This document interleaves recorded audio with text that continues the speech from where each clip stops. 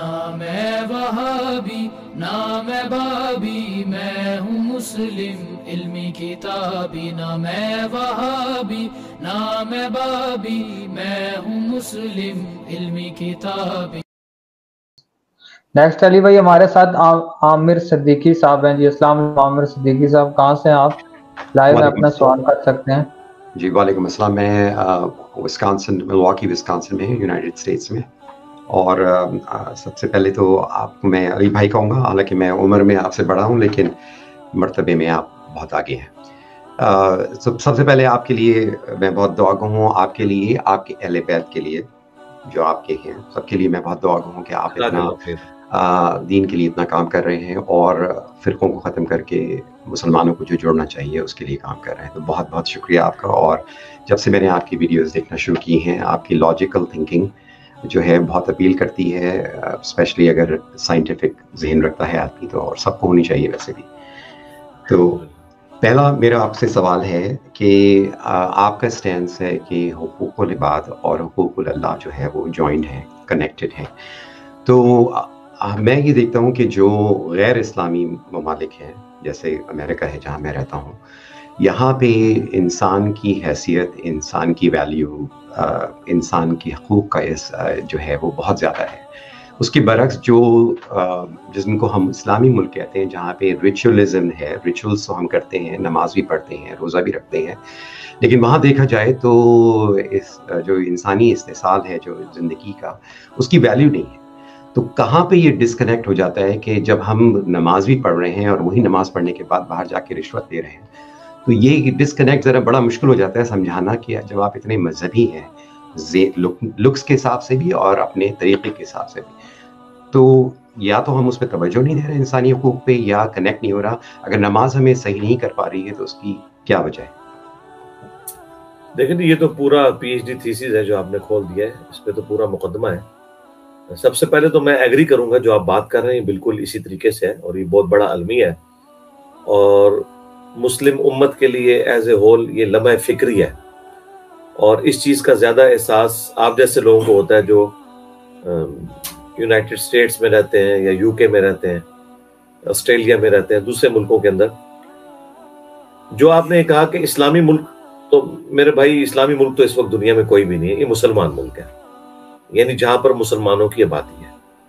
اگر اسلامی ملک سے مراد آپ اسلام کو پریکٹس کرنے کے پوائنٹ آف ویو سے دیکھیں تو میرا خیال ہے یونائٹڈ اسٹیٹس اور یو کے زیادہ اسلامی ملک ہے ایز کمپیئر ٹو پاکستان کے، کیونکہ وہاں پہ آپ کو بجلی کا میٹر لگوانے کے لیے رشوت تو نہیں دینی پڑتی، اور اگر کسی شخص نے ایمانداری سے کاروبار کرنا ہے اور وہ ٹیکس پے کر رہا ہے تو اسے کسی کی تھریٹ نہیں ہے، وہ کسی بھی نیشن سے تعلق رکھنے والا ہے وہ فلرش کر سکتا ہے۔ یونائٹڈ اسٹیٹس میں چاہے کوئی چائنیز میں سے جا کے رہے یا سب کانٹیننٹ کا کوئی ہو، اس کا مذہب بھی کوئی ہو، اگر وہ محنت کرتا ہے وہ اوپر جا سکتا ہے۔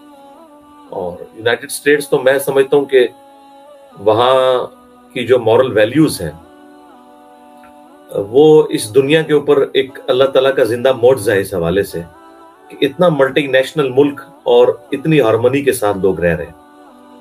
تو یہ تو میں آپ کے ساتھ ایگری کرتا ہوں، میں تو اس کا روتا رہتا ہوں، اور اس کی وجہ سے مجھے اپنے مسلمان بھائیوں کی اور پرورٹڈ قسم کی جو نیچر رکھنے والے آرتھوڈاکس قسم کے سو کالڈ علماء ہیں ان کی گالیاں بھی کھانی پڑتی ہیں، لیکن ریئلٹی تو یہی ہے۔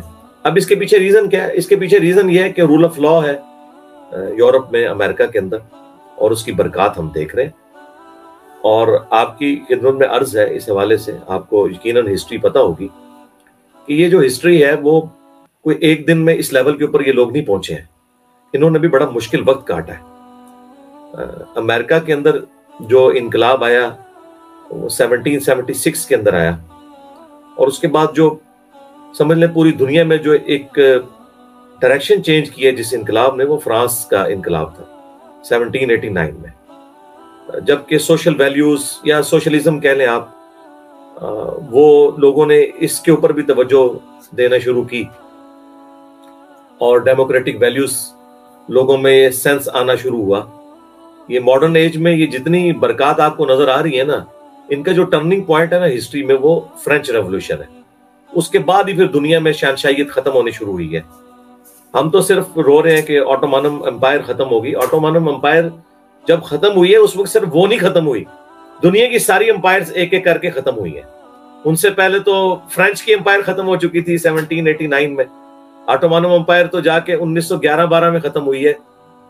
اتنی دیر کے بعد رشین امپائر 1918 میں ختم ہوئی. گریٹ برٹن سب سے بڑی امپائر وہ ختم ہو گئی.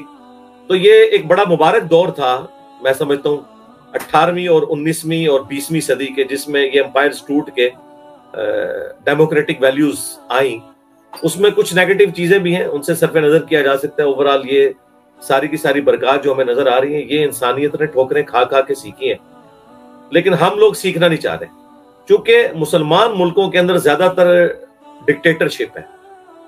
وہ کبھی حکمران کی شکل میں ہوتی ہے, کبھی اسٹیبلشمنٹ کی شکل میں ہوتی ہے. یہاں ڈیموکریسی پروان ہی نہیں چڑھ سکی. مثلا پاکستان جو سو کالڈ اس وقت دنیا میں ایک اسلام کے قلعے کے طور پر ہم اسے پیش کرتے ہیں, تو مجھے بتائے یہاں پہ کبھی ٹرو ڈیموکریسی آئی ہے؟ پہلے دن سے ہی اس ملک کے ساتھ جو کھلواڑ کھیلا گیا ہے وہ آپ لوگوں کے سامنے ہے. تو جب وہ راستے ہی ہم اڈاپٹ نہیں کر رہے کہ جن لوگوں کی ہم مثالیں دے رہے ہیں, تو وہ کہاں سے پھر وہ ساری برکات یہاں پہ حاصل ہوں گی؟ نہ ہم دین کے ساتھ مخلص, نہ دنیا کے ساتھ مخلص. اور یہ سسٹم کی برکات ہے جو ڈیولپ ہو چکا ہے. کہ آپ دیکھیں جو مسلمان سب کانٹیننٹ سے اتنے کرپٹ معاشرے سے وہاں جاتے ہیں وہ بڑا اچھا پرفارم کر رہے ہیں. آپ فرانس میں دیکھیں بہترین سٹیزن ہیں ہمارے سب کانٹیننٹ کے لوگ, لیکن یہی لوگ جب پاکستان واپس آتے ہیں پھر وہی حرکتیں کرنا شروع کر دیتے ہیں. اس کا مطلب ہے رول آف لا جو ہے نا اس نے بیسیکلی کنٹرول کیا ہوا ہے, ورنہ تو قتل و غارت تو ان سارے ملکوں میں بھی ہوا کرتا تھا. تو اور وہ اس رول آف لا کے پیچھے ڈیموکریٹک ویلیوز جب تک اس ملک میں نہیں آئیں گی تو یہ ہم ساری برکات حاصل نہیں کر سکتے. رہ گیا جو آپ نے اسلام والی بات کی ہے, تو وہ یقیناً ایسا ہونا چاہیے تھا کہ اسلام کی برکات ہمیں نظر آنی چاہیے تھی. لیکن میں آپ کو اس لیے نہیں کہ میں پاکستان میں رہ رہا ہوں تو یہ بات کر رہا ہوں, میں جینوئنلی اتنی ساری باتیں کرنے کے بعد بھی یہ بلیو رکھتا ہوں کہ یہ اسلام ہی کی برکات ہے کہ اتنی غربت ہونے کے باوجود, بیسک رائٹس پامال ہونے کے باوجود, ہمارے ملک کے اندر جو کرائم ریٹ جو ہونا چاہیے تھا نا, انارکی ہونی چاہیے تھی, وہ آپ کو نظر نہیں آتی. یہ سارے کا سارا ریلیجن کی برکت ہے کہ ایک دوسرے کا لوگ گلا نہیں کاٹ رہے, اور خدا کے تصور کی وجہ سے کسی حد تک وہ صبر کر لیتے ہیں تکلیف کے اوپر. پاکستان اس وقت چیریٹی میں دنیا میں ٹاپ کے اوپر ہے. پاکستان کی اکانومی اس وقت جتنی گر چکی ہے اور ہم آبادی کا ایٹم بم بن چکے ہیں. آپ یونائٹڈ سٹیٹس میں آپ کو ہم نے 2050 میں کراس کر دینا آبادی کے اندر. آپ کی آبادی تو 32 کروڑ ہے, ہماری بھی 25 کروڑ تو ہو چکی ہے, لیکن جس ریشو پروپورشن سے ہم بڑھ رہے ہیں نا, یہ 2050 تک امریکہ کو بھی کراس کر دینا ہے. تو اتنی آبادی ہے, ریسورسز کوئی نہیں, اس کے باوجود یہاں پہ لوگ 2 وقت کی روٹی کھا کے ہی سوتے ہیں. اس کے پیچھے ساری چیریٹی ہے اور ریمیٹنس جو آپ جیسے لوگ باہر بیٹھے ہوئے ہیں اور صدقہ خیرات یہاں بھیج دیتے ہیں, یہ بھی برکات ہیں. اور یہاں لوگ ایک دوسرے کا خیال رکھتے ہیں. لیکن وہی چیز کہ جو ہونا چاہیے تھا, ایک آئیڈیل معاشرہ, ایک مسلمان ہے اور اسلام میں اتنے زیادہ حقوق ہیں, خصوصاً جو پسا ہوا طبقہ ہے عورتوں کا, وہ ہمیں بالکل نظر نہیں آتے جس لیول کے اوپر اسلام نے دیا تھا. میں یہ ایگری کرتا ہوں آپ کے ساتھ. تو اس کے پیچھے یعنی جو پولیٹیکل ریزنز ہیں وہ اپنی جگہ ہے, چونکہ جب سیاسی حالات درست نہیں ہوں گے اس وقت انڈیویجول لیول کے اوپر وہ چینج اس لیول سے نہیں آئے گی. کیونکہ جب ہر طرف کرپشن پھیلی ہوئی ہے تو جب ہمارا صبح ہم نماز پڑھ کے جب نکلیں گے معاشرے کے اندر تو آگے تو کرپشن ہے, مجھے تو کاروبار کرنے کے لیے بھی رشوت دینی پڑے گی. تو یعنی جو ہمارے جو سیاسی معاملات ہیں یا آپ کہہ لیں کہ جو انتظامی معاملات ہیں وہ اتنے خراب ہو چکے ہیں کہ اس کی وجہ سے یہ چیزیں پرورٹڈ ہو چکی ہیں, اور وہ چیزیں پھر ہماری زندگی میں بھی آ جاتی ہیں. لوگ بہنوں کو جائیداد میں حصہ بھی نہیں دیتے کیونکہ وہ کہتے ہیں کہ جی اب کیا کریں, یہ تو ہم نے بیاہ کے کسی اور کے متھے مار دیا ہے, ہمارے اپنے بچے کیوں نہ جائیداد میں سے کھائیں.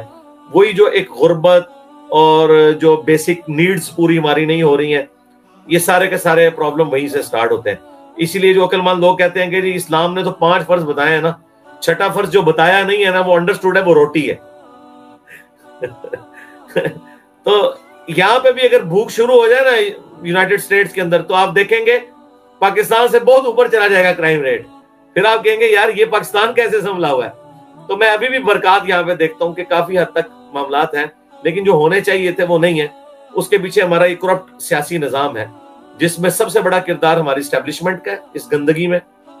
اس کے بعد عدلیہ کا ہے جو ہمیشہ ہر ڈکٹیٹر کو لیجیٹیمائز کرتی ہے، اور اس کے بعد جو ہے وہ ہمارے پولیٹیشنز جو بینیفیشری ہیں اس پورے سسٹم کے، اسٹیبلشمنٹ کو، عدلیہ کو کھلاتے ہیں، وہ ان کو سپورٹ کرتے ہیں.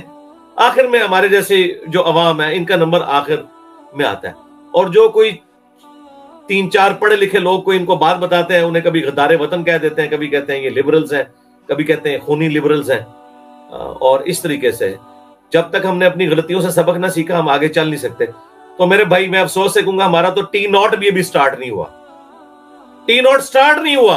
ہاں جیسے ہی مطلب وہ لوگ تو کہتے ہیں جناب یہ اتنا ہو گیا تھا اب کیا ہو گیا، T0 سٹارٹ نہیں. وہ ہماری ایک تھیم ایکس بہت بڑی آپ کہہ لیں سوشلسٹ تھیں، آسما جہانگیر، فوت ہو چکی ہیں. تو وہ کہتی تھی کہ جس ملک میں ہر تیسرے دن ڈیموکریسی کا پودا اکھاڑ کے کہا جائے یہ بڑا کیوں نہیں ہو رہا، تو وہ بڑا کبھی بھی نہیں ہونا. اکھاڑنے والے کہتے ہیں بڑا کیوں نہیں ہو رہا، بھئی تمہاری وجہ سے نہیں نا بڑا ہو رہا. اور ابھی بھی آپ دیکھ لیں کیا تماشا لگا ہوا ہمارے ملک میں کتنے عرصے سے. 2017 میں کیا عدلیہ نے کیا، اس کے بعد پھر عمران خان صاحب ہمارے اوپر مسلط ہوئے، اور عمران خان صاحب کے ساتھ اب کیا کیا. تو بس آپ دیکھ لیں وہی والا ایک پوری کی پوری گیم چل رہی ہے.